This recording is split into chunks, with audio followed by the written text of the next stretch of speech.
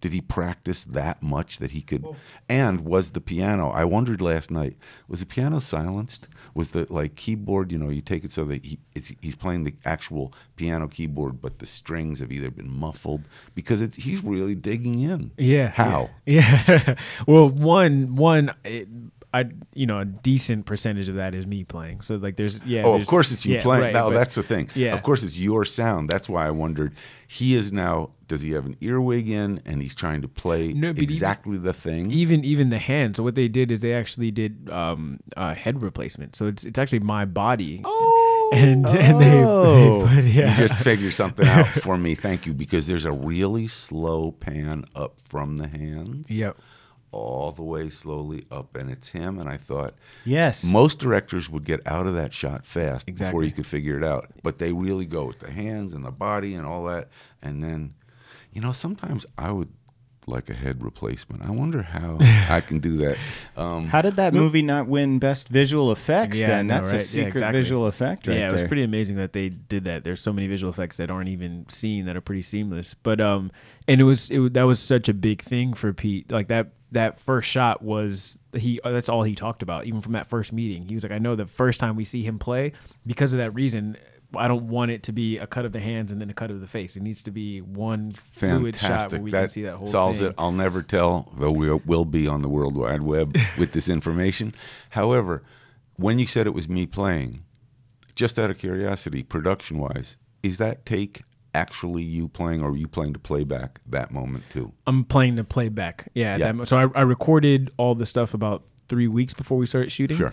And then we're playing to my re-records. But the as far as how it worked with Mahershala, I spent about 3 months with him, teaching him piano, and at first just the basics of piano, and then teaching him some of the simpler moments of the Don Shirley stuff. So there are moments in the film where you see, especially songs like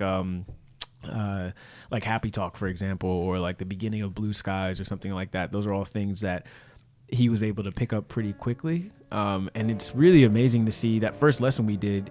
He spent 3 hours playing a C major scale, and talk about somebody that's focused on trying to get better. Like we were talking about earlier, he's somebody who he would play a scale over and over and over and over again. And I could tell him, oh, you know what, let's move on to something else.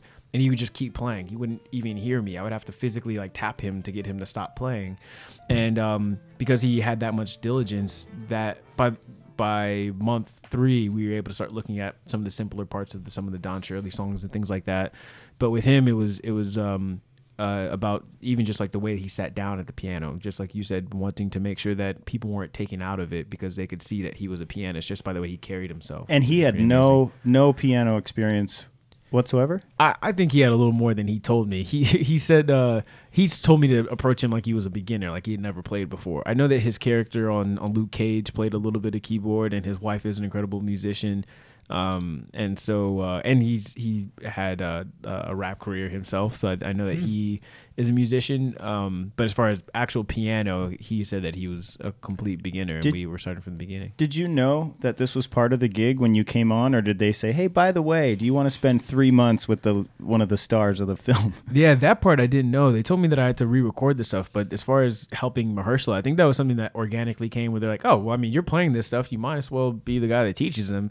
And yeah, I was already such a huge fan of his from Moonlight and House of Cards. It's a hell of a teacher to get. Yeah. Oh, well, I mean, yeah, I was the one that felt pretty lucky. Do you think is he sticking with it? Have you talked to him? Does he still want to play now? Does he want to jam? Because he got a pretty good deep dive into learning how to play. Yeah, I think he still does actually practice. We haven't talked about it, so I haven't asked him if he's been keeping up with it. But I know that it was something that he really cared about. I mean, whenever we would meet up again, he was just like, man, I'm sorry, I've been traveling and I didn't have a chance to practice this and this, but I practiced this and I'm a little bit better at that. He took it very seriously. He's apologizing. I'm sorry. Yeah, I feel like most of my students that I've had in the past didn't even take it that seriously.